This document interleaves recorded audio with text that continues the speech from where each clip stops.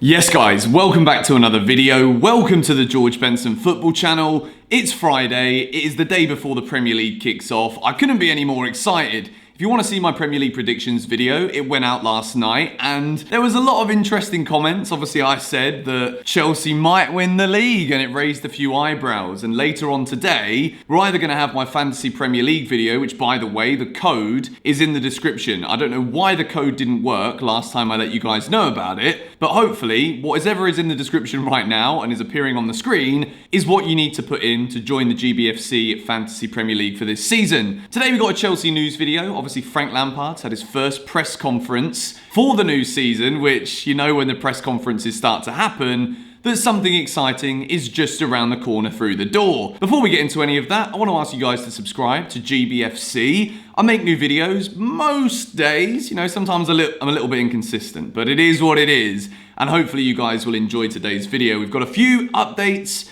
regarding Edouard, Mendy and Werner have decided that they want to put the pressure on Chelsea financially a little bit by asking for more money, despite the player already agreeing personal terms. Going to take a look at a couple of loan moves out of the club. And FIFA 21, you know that video game that takes up all of our lives as soon as it comes out for a few weeks? FIFA 21, the player ratings have been released. Chelsea have got a few players within the top 100. Going to look at those today. And by the way, if you guys want to see a full Chelsea FIFA 21 player ratings review video, hit the like button on today's video. It's something a little bit different, and I'm thinking I might bring back a Chelsea career mode. I'm not sure. I don't really want to become known as like a gaming YouTuber, but if you guys want to see it, let me know.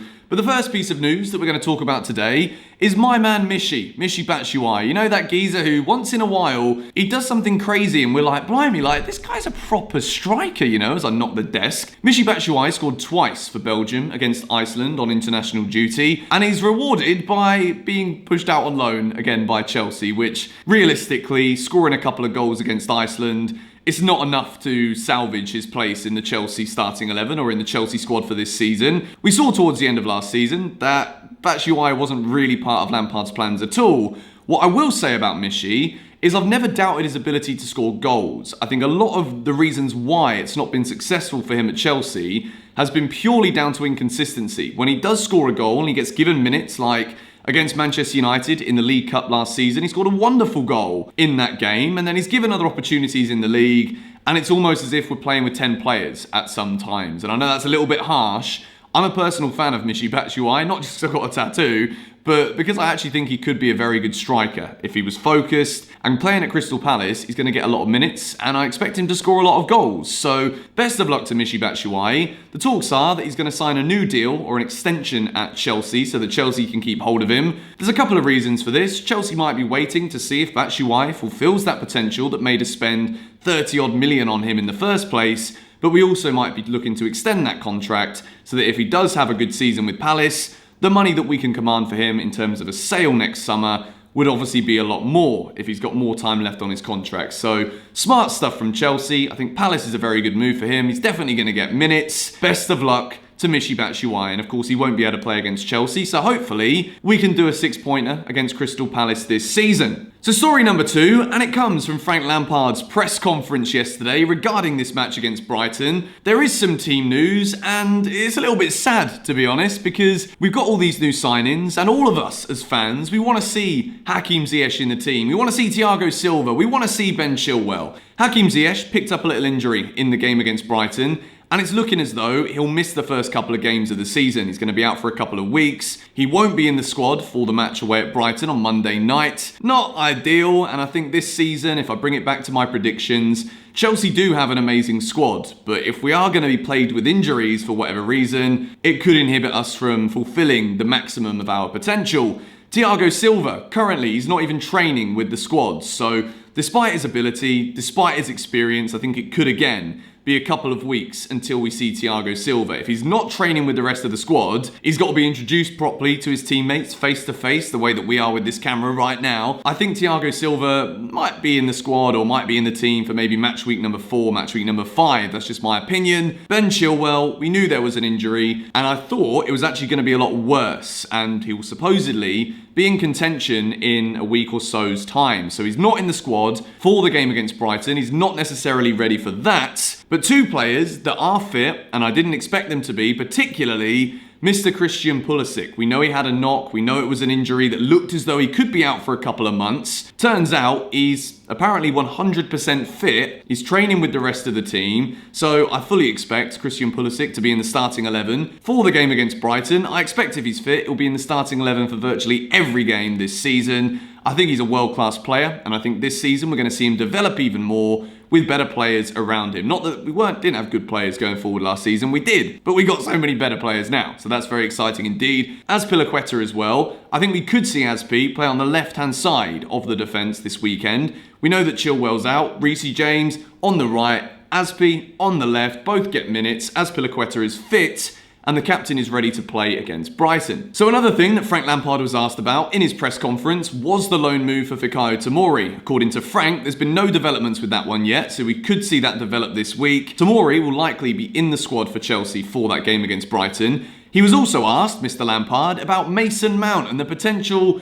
conflict that Mason Mount has had regarding the signing of Havertz and being worried about game time. As we all probably should have already known, but Frank confirmed it, the angle that the story was approached to was designed to get us like, oh, Mount isn't happy. So it sells, you know, there's more people reading the articles, there's more people watching the videos because Mason Mount is unhappy. Frank Lampard pretty much squashed this rumour, and I think it's very key that Frank sees that the players that he'll pick this season will be picked based off of a meritocracy. If Mason Mount is playing well, just because we spent 50, 60, 70 odd million on a player, it doesn't mean that that player is going to be starting. I think it's very good for Chelsea to have this healthy competition. I'm going to talk about the Mason Mount, Kai Havertz debate in another video. I'm going to be releasing a Chelsea's potential strongest best lineup. I just worded that one completely wrong. Going to be making a video about that very soon, so stay tuned. I'll go into that little bit in a little more detail. So story number 3 of the day, we're absolutely steamrolling through this one today. Rennes have decided that they want to up the ante in their sale of Edouard Mendy, Chelsea's first target as goalkeeper. Rennes are now supposedly trying to hold out for 30 million, which is pretty much double what Chelsea were initially hoping to spend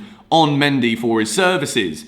30 million, the way I see this is, it's a lot, but at the same time, with the money that Chelsea have, if we look at the way that the finances are playing out, according to Jurgen Klopp, we've not really been very ethical or some nonsense along those lines. But, you know, I guess when Liverpool sold Coutinho, they definitely didn't go and buy a top-class goalkeeper and a top-class defender. Of course they didn't. Like, how dare Jurgen Klopp make such a dreadful statement that's based off of so many facts. Chelsea has spent a lot of money. We've also made a bucket ton of money as well. So at this point in time, an extra 10 million or 7-8 million for Edouard Mendy, it's not going to destroy Chelsea's FFP. It's not going to put us in the mire. We're not going to get banned by UEFA and have to pay our way out.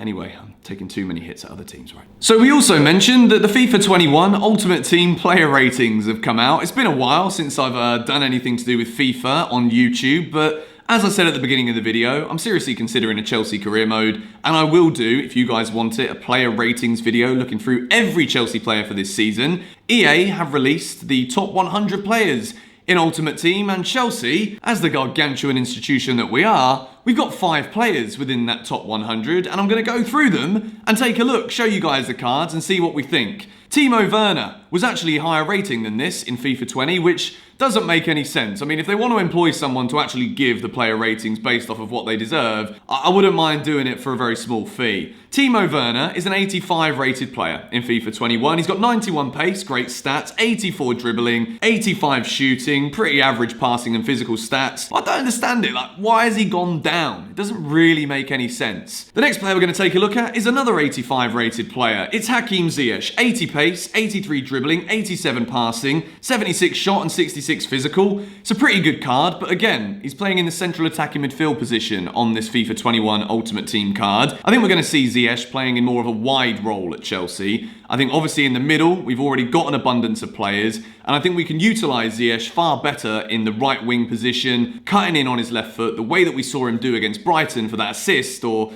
the pre-assist. Callum Hudson-Odoi got the official assist, but it's a good card again from Hakim Ziyech. Nothing like, I mean, the passing is very good, but it's been a while since I've played Ultimate Team, so I apologise if the way that I'm reacting to this isn't necessarily so FIFA-centric as you would like it to be. The next one is, of course, Mr. Kai Havertz, 85 rated. In a few years' time, we're going to see this geezer in the upper echelons of FIFA ratings, in my opinion. 21 years old, 85 rated card. It's decent. 84 pace, 85 dribbling, 81 shooting, the standout stats on this one. Again, I firmly expect that this is just the start for Kai Havertz. I think he's going to have a great debut season at Chelsea. Don't want to throw too much pressure on him, but as Rudy Voller's already come out and said, he's already world class. He's playing under Frank Lampard. It's a recipe for brilliance. Now, the highest rated Chelsea player, there's not really any surprises in it, to be honest. N'Golo Kante is 88 rated, 81 dribbling, 86 defending and 82 physical, 77 pace, 76 passing in the CDM role. This Kante card is always going to be good. Probably going to get a load of special cards as well. I don't know if I want to invest any money on Ultimate Team this year. I've not done it for a couple of years, but who knows? There might be like a Frank's Road to the Champions League or something. I don't know. I'm just throwing ideas out there for you guys today in this Chelsea news video.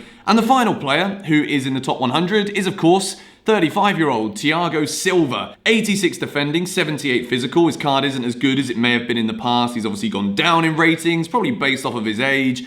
But still, the Brazilian in a Chelsea shirt, it is the one that I'm one of the most excited about in terms of the new signings. I think he's going to bring so much to this club with the experience, with the leadership, with the passion, the Brazilian passion from Thiago Silva. Again, that was Chelsea's 5 players that they have in the top 100 of the FIFA 21 Ultimate Team rating. Slightly shorter Chelsea news video today, or at least let me check. Let me see. How long have we been talking for? It's actually not shorter at all. It just felt like it was shorter because the stories, well, there wasn't really much to discuss. Things are happening. Football's about to be played, and I'm very excited for it indeed. As I said, if you want to see FIFA 21 Chelsea player ratings video for the entire team when it comes out, be sure to hit the like button on today's video and let me know if a Chelsea career mode is something of interest to you. But anyway, there'll be another video released later on today, so stay tuned to GBFC for that one. Thank you guys for watching. I'll catch you all later. Bye-bye.